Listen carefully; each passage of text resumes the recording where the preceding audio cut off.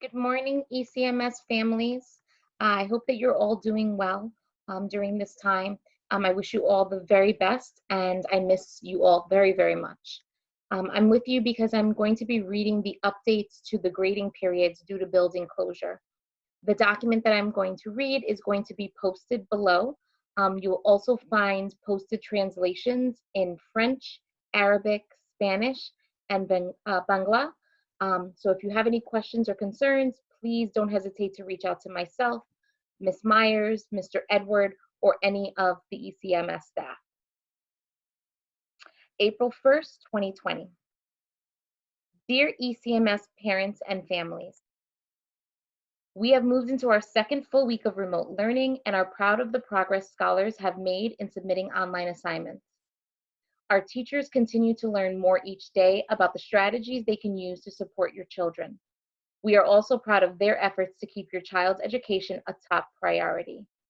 Staff, scholars, you guys are working so hard. I truly appreciate it. And parents, we couldn't do this work without your support as well. The middle school instructional leadership team has met to determine next steps regarding grading periods. In the next couple of weeks, we will finalize any changes to our promotion policy and share that with you as well.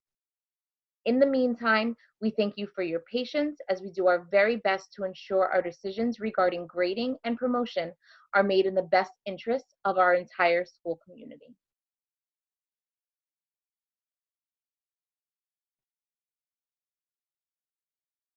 Our current policies and changes to grading periods. We'll start with the current grading periods where there are no changes. Grading period 1, also known as quarter 1, September 3rd through November 15th. The weight is 25% of final average. Report cards and promotion and doubt notices were given out during parent-teacher conferences on November 26th.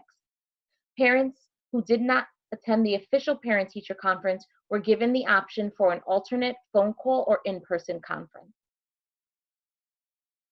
Grading period 2, also known as quarter 2, was November 18th through February 14th.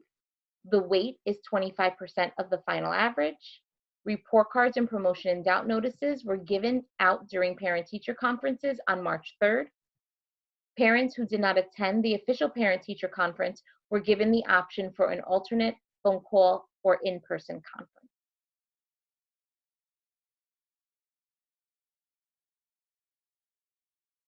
Now, as we go through the changes, I'm going to go through each grading period one by one. These are the proposed changes to grading periods. Grading period 3, which will now be called term 3, will be February 25th through March 13th. In-building learning was still in session. Weight will be 15% of the final average. Progress reports were mailed out to all parents the week of March 23rd. Parents, if you did not receive the progress report, your child's progress report, please email me or you can email Ms. Ramsey directly. Scholars will have until April 6th to submit all missing work for assignments. We have worked with teachers to review their gradebooks to prioritize assignments so scholars are not overwhelmed. I know that for the progress report, scholars had many missing assignments, some of them anyway. So we did work with teachers to prioritize gradebooks to lessen the amount of assignments so scholars aren't overwhelmed. Families and scholars should check Teacheries to review grades and any missing work. Missing work can be found on Google Classroom in the quarter 3 section. Families can reach out to teachers directly to set up a plan for missing work. Regular late work policy is not in effect. No points will be deducted for late assignments as long as they are in by April 6th. Scholars who were absent any date during this term will be excused from the work. So we know that there were a lot of scholars who started to not come to school the last week while we were still in the building. Scholars will not be penalized for being absent. They will be excused if any of those assignments are in the gradebook for term 3.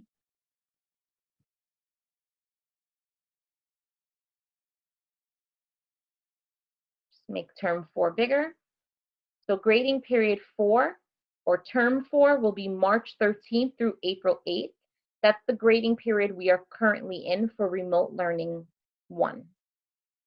The weight will be 10% of the final average. Scholars will have until April 8th to submit all work for remote learning 1, even late work. So if they did not do an assignment from March 23rd, they have until April 8th to turn that assignment in. But once April 8th comes, no more late work for remote learning 1 can be submitted. All assignments will only be graded as classwork. Homework, other assessments, and standards-based mastery assessments will not be used for term 4. Scholars who were waiting on technology or internet support will be excused for specific assignments. If you have not informed the school of any issues, please do ASAP. So this way we can make sure that your child is not being penalized for any technology or internet issues. We will cross-check attendance with work submission just in case a scholar forgot to take an attendance survey. I know that there were some issues around attendance. We will make sure that all of that is taken care of. Regular late work policy is not in effect. Again, no points will be deducted for late assignments during term 4. Report cards will be mailed out for grading period term 3 and 4 the week of April 13th.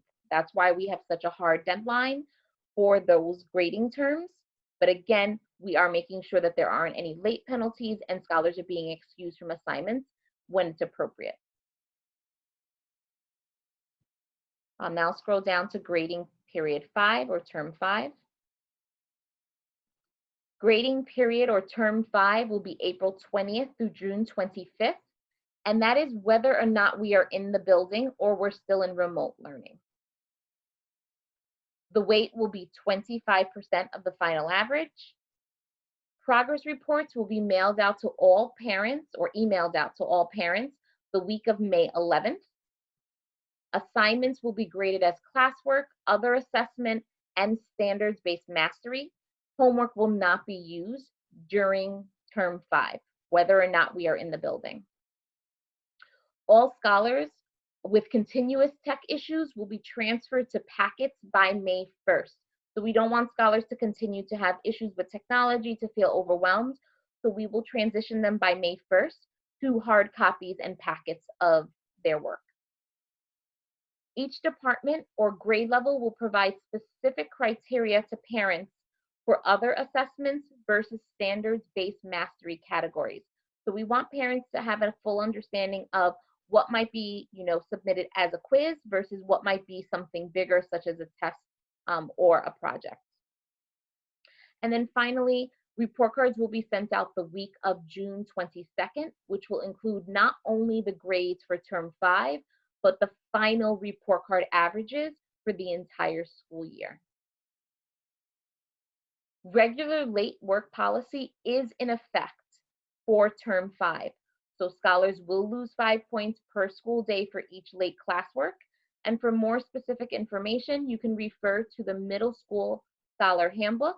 I've included the link and the page number. It's on page 5, and this information has not changed from the beginning of the school year. Again, parents, thank you very much for all of your support. We understand that this is a difficult time for you as well, especially as you take on the additional responsibility of supporting your child through online learning. We don't take that lightly. So thank you so much for the work that you're doing and the extra work that you're doing now during this time. If you have any questions or concerns, you can email me. My information can be found on Teacheries, and I look forward to seeing you all very, very soon. Take care.